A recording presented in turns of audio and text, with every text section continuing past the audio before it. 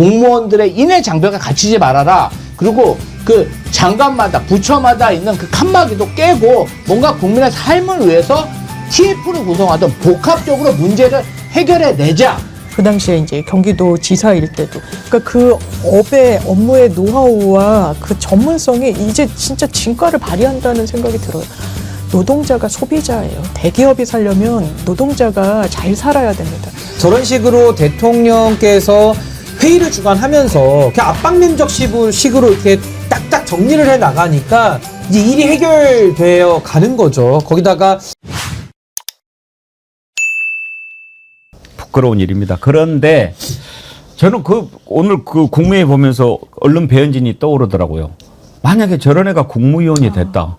그럼 국무회의 얼마나 봉숭아학당 되겠어요. 저도 국무회의 이렇게 보면서 그 몇몇 장관들이 이렇게 이야기를 딱딱딱 하고 그러는 거 좋아 보였고 또 이야기를 하는데 김성환 환경부 장관이 뭐 중간에 끼어들어서 이렇게 이야기를 하는데 그런 모습이 참 보기 좋았어요. 그러니까 예를 들면 이제 산업안전이라든지 재난방지 이런 부분에 관해서 주제를 놓고 토론을 하는데 중대재해처벌법이라는 그 법안 이름도 좀 바꿔봤으면 좋겠다. 중대재해 이름에 비해서 처벌법 이렇게 되다 보니까 너무 처벌에만 그 방점이 찍혀 있는데 중대재해 예방법 뭐 이렇게 하는 건 어떨까 뭐 이런 아이디어도 되고 국무회의에서 막 그런저런 아이디어 나오면은 참 좋잖아요. 근데 이재명 대통령이 이제 그런 걸 많이 할 수 있도록 해줘야죠. 지금은 아무래도 이재명 대통령 혼자 이렇게 돋보이지만 처음에는 어쩔 수 없죠. 뭐 국무회의 한 번도 그런 식으로 안 해봤는데 대통령이 이야기하는데 어떤 국무위원이 이렇게 저렇게 이야기하겠어요. 근데 이제는 다 중계하니까 공부 안 해오면 바로바로 이제 드러나고 누가 잘하는지 못하는지 알 수 있고 그러지 않겠어요? 어제 이재명 대통령 몇 가지 이렇게 탁탁 이야기하는데 미필적 살인, 미필적 고의에 의한 살인 아니냐? 가다가 뭐 힘들어서 뭐 죽으면 어쩔 수 없지 이런 생각하는 거 아니냐? 그 미필적 고의에 의한 살인 아니냐? 이렇게도 이야기하고 계속 이렇게 사고 내고 그러는 데는 아예 공개를 계속 해가지고 주가 팍 떨어지게 하고 이렇게 하는 것이 더 실효성이 있지 않느냐 이런 지적들 좋더라고요. 한번 들어보시죠. 투자 기준이 되는 여러 가지 항목 중에 요즘 ESG 평가 결과가 되게 영향을 크게 미치잖아요, 그죠? 대형 펀드나 이런 데는 이걸 되게 중시하는 경향이 있는데, 특히 글로벌 펀드들은 그런 것 같은데, 이 평가에 이걸 반영을 좀 세게 하자 그 말이죠. 예, 조금 더 요 중대재해 부분이 조금 더 강화될 수 있는 방향으로. 네. 그 사고를 말을 들면 뭐 뻔한 산재 사망 사고가 막 반복적으로 상습적으로 발생한다. 그러면 아예 그냥 그걸 여러 차례 공시를 해가지고 예. 투자를 안 하게 되면 주가가 폭락하게. 저런 아이디어 좋잖아요, 김조 대변인. 아니, 그러니까 이제 사실은 공공기관, 행정부는 다 부처마다 칸막이 행정이 있지 않습니까? 그래서 중대재해, 산재 관련해서는 대부분 고용노동부가 한다. 이러한 어떤 관념, 이러한 행태가 있습니다. 그러다 보니까 이재명 대통령이 국무회의라는 게 그런 거잖아요. 한 가지 주제에 대해서 각 부처의 의견을 듣고 해결 방안. 그러니까 지금 각 부처마다 있는 칸막이를 부셔서 국민이 정말 안전하게 일할 수 있는 일자리, 산업 현장을 만들자는 그런 롤모델을 만드는 거예요. 저는 이 부분 관련해서 국민들이 이재명 대표가 왜 저렇게 현장도 가고 또 국무회의도 중계해 주냐. 이거는 대통령이 장관들과 공무원들에게 지침을 주는 거예요. 처음에 사실은 어떻게 일해야 될지, 어떻게 이재명 정부의 색깔을 맞춰야 되는지 고민할 수가 있잖아요. 그 롤모델을 제시하면서 각 장관들도 국민들하고 좀 직접 소통하고 구중궁궐에 공무원들의 인해 장벽에 갇히지 말아라. 그리고 그 장관마다 부처마다 있는 그 칸막이도 깨고 뭔가 국민의 삶을 위해서 TF를 구성하던 복합적으로 문제를 해결해 내자. 이런 주문을 하고 있다 봅니다. 이재명 대통령이 소년공 출신이잖아요. 그래서 절단기에 팔을 다쳤지 않습니까? 그런 경험이 있기 때문에 아마 산업 안전에 대해서 더 각별한 관심을 갖고 있을 것 같아요. 그래서 그 대응하는 방식이 단순히 말이 아니고 SPC를 직접 찾아가가지고 들여다보고 얼마나 SPC 긴장하겠어요. 혼나야죠. 그리고 포스코 ENC 뭐 도대체 어떻게 하길래 이렇게 한 군데서 몇 명씩 계속 숨지냐. 이게 말이 되냐. 포스코 ENC 완전히 그냥 뭐 오늘부터 무기한 작업 중지하고 점검에 들어간다는 거 아닙니까? 문 다 깨버려야죠. 이런 것들은. 도대체 어떻게 관리를 하길래 이런 일이 계속 일어납니까? 그 고용노동부 장관한테 직을 걸라 이렇게 또 얘기를 했어요. 한번 들어보시죠. 결국은 제재나 대가가 너무 약한 거죠. 그러니까 차라리 사람이 죽는 위험을 감수하는 게 이익인 사회인 거죠. 그래서 이게 핵심적인 원인인 것 같으니까 아까 말씀하신 것처럼 근로감독관 300명 빨리 구성을 하는데 몇 명 했어요? 지금 300명 이미 구성되어 있습니다. 구성됐어요? 네, 150 산업안전공단 단속은 나가고 있어요? 매주 나갑니다. 매주? 매일 나가야지 왜 매주 나갑니까? 저는 매주 나갑니다. 본인은 매주 나가시고요. 어쨌든 불시 단속은 계속 하고 있는 거죠? 그렇습니다. 언제 저도 한번 같이 가면 좋겠어요. 고맙습니다. 네. 어쨌든 사람 목숨을 지키는 특공대다 이렇게 생각하고 네. 정말로 철저하게 단속해야 됩니다. 직을 걸겠습니다. 네. 진짜로. 이번에 이거 해가 상당 기간 지나도 산재가 안 줄어들면 진짜 직을 거십시오. 그렇게 하겠습니다.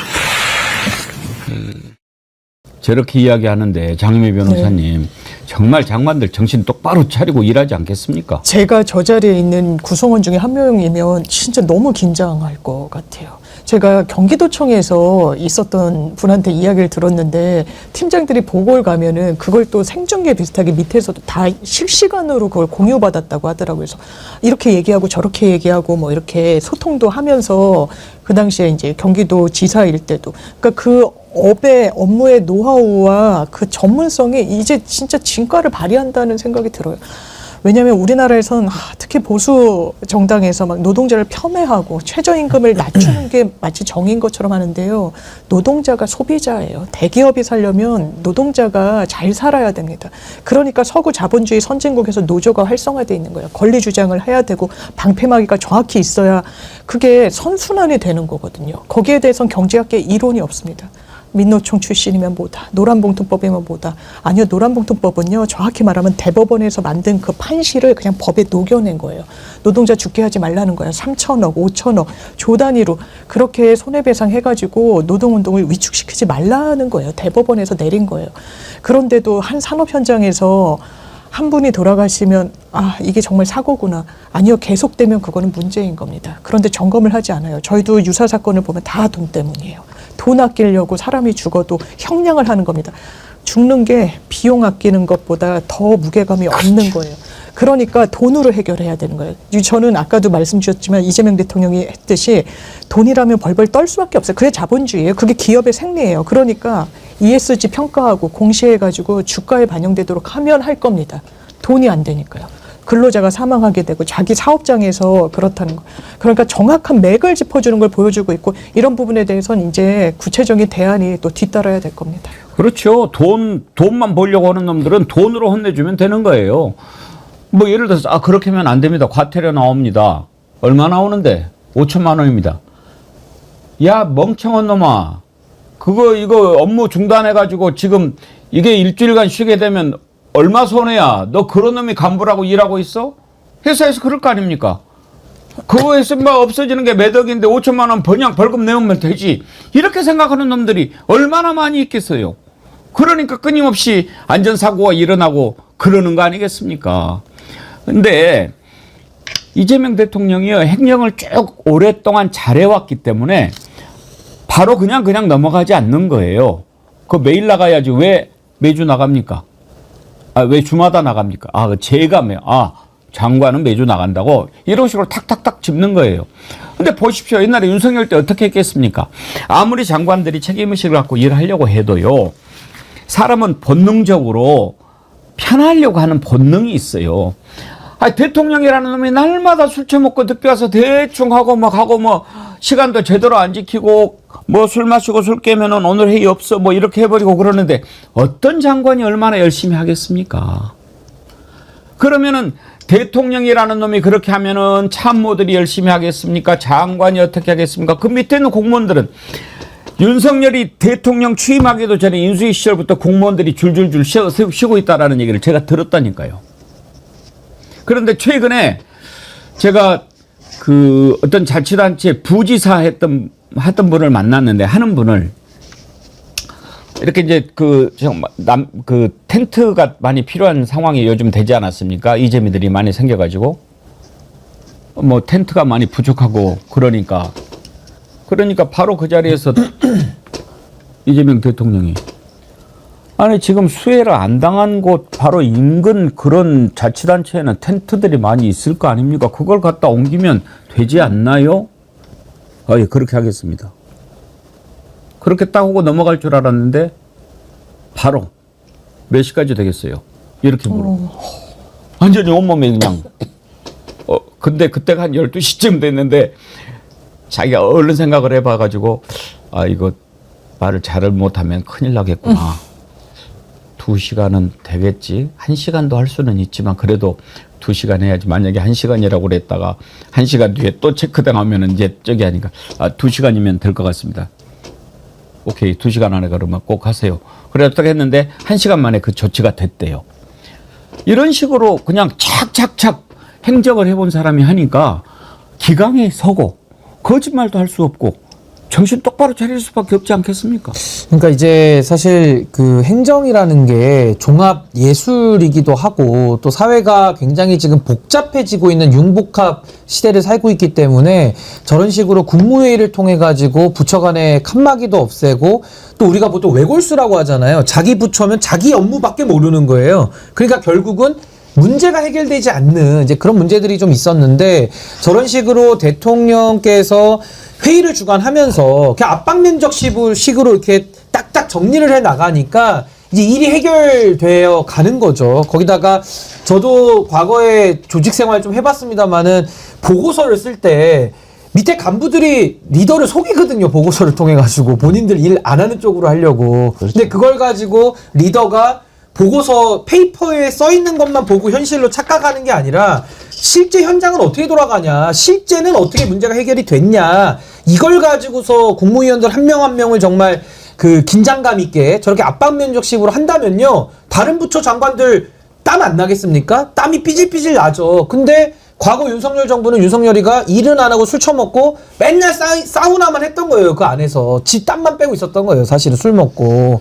그러니까 이게 정말 대조적으로 비교되기 때문에 전 앞으로 이 윗물이 바뀌면 저는 이게 굉장한 변화가 좀 시작될 것이다. 저는 그런 희망을 좀 봅니다. 혼난 사람도 있어요. 이 사람은 좀 제가 볼 때 눈치가 좀 없어 보여요. 요즘에 한창 입살에 오르내리는 최동석 인사혁신처장. 이 양반은 조금 제가 보기에 문제가 좀 있어 보여요. 지금 얼마나 뭐 본인 둘러싼 말들이 많습니까? 그러면은 말을 가려서 하고 좀 해야지. 맨 처음에 말 시작할 때부터 뭐 요즘에 유명해서 뭐 죄송한 이따위 소리를 하고 눈치 없이. 대통령이 지금 자기 때문에 얼마나 불편한데. 근데 또 막 뭐 이렇게 하니까 대통령 오죽하면 좀 자르라고, 뭐 그만하라고 자르시던데. 그거 한번 보시죠. 자, 그러면 더 없으면 제가 잠깐 네. 간단하게 말씀하시죠. 네, 요새 유명해지고 있어서 대단히 죄송스럽습니다. 이런 마이크로한 제재, 마이크로한 규정들을 만들어서 산재를 예방하고 중대재해를 예방하는 방식은 절대적으로 필요합니다. 제가 보기에는 그것이 필요하지만 그것으로 충분하지 않다는 생각을 늘 가지고 있습니다. 인간의 존엄성은 건드릴 수 없다는 이 철학적 배경이 없이는 네, 그건 충분히 이해하겠고요. 네. 결론만 요지를 말씀해 보시죠. 그러니까 정신과 육체를 건드릴 수 없도록 하는 교육이 필요하다는 겁니다. 서로 서열화하고 계급화하고 차별하고 경쟁시키는 사회 속에서 이런 규정만으로는 이 문제를 해결할 수 없다는 점을 강조 말씀드리고자 합니다. 네. 이제 보니까 저 양반 좀 문제가 있네. 보니까 그 대통령이 이렇게 발언권을 이렇게 처음에 발언하라고 한 것도 아니고 본인이 얘기하겠다고 한 거였군요. 그러니까 대통령이 또 저 스타일을 원래 아나 봐. 간단하게 얘기하시죠. 그런데 또 저렇게 주저리 이야기하고 좀 부족하네. 아는 분이에요? 아니 저는 모르는 분입니다. 유튜브에서만 봤습니다. 그래요? 예. 뭐 상당히 뭐 그쪽에 당하고 좀 가까운 것 같은데 모르세요? 네, 아니 뭐 당 생활은 안 한 걸로 알고 있고요. 네. 유튜브 활동 많이 하시고 원래 한국은행에서 20년 이상 인사 전문가로 재직하셨고, 한국은행 출신이에요. 예, 그리고 교보생명보험의 인사 담당 부사장으로 재직을 해서 인사 관련 전문가로 인사 혁신을 도모하기 위해서 채용된 걸로 그렇게 알고 있습니다. 마음에 안 들어. 한 말씀 하실래요? 뭐 저는 이제 뭐 최동석 인사처장에 대해서는 상당히 좀 지금 논란은 많은데, 근데 뭐 저는 일단은 뭐 오늘 요 장면을 보니까 조금 저런 식으로 표현할 필요가 있었을까라는 생각이 좀 들기는 합니다. 근데 다만 또 대통령이 어쨌든 뭐 인사권을 행사한 부분이 있고, 또 만약에 일 잘못하면 바로 또 책상 뺄 걸로 저는 기대를 하기 때문에 일단 한번 좀 지켜봐야 되겠다라는 생각 가지고 있습니다. 근데 앞부분에 그 멘트는 조금 저도 귀에는 좀 거슬리네요, 사실. 그러니까요. 조금 말을 자중할 필요가 있죠, 예. 지금. 그리고 분위기라는 게 있잖아요. 그런데 거기에서 저렇게 말하는 거 그렇게 적절치 않아 보입니다. 장유미 변호사님은 말 안 보태셔도 됩니다만은 혹시 하실 말씀 아니, 있으시죠? 저는 이렇게 유명해져서 죄송합니다는 정말 적절하지 않아요. 유명해진 게 정말 좋은 의미가 아니었잖아요. 이게 갈등의 분기점이 되고 있잖아요, 당내. 그러니까 자중해야 될 것 같습니다. 나는 뭐 은행 출신이고 인사 담당 오래 했고 그것은 잘 몰랐는데 교수 출신인가 뭐 그런 생각했어요. 왜냐하면 지금 이제 산업 안전 이런 문제에 대해서 이야기하는데 지금 이야기하는 것은 뭐 그런 법만 가지고는 안 되고 인성 교육이라든지 뭐 이런 거 얘기하려고 하는 것 같아요. 예, 오늘 1부는 여기까지 하도록 하겠습니다.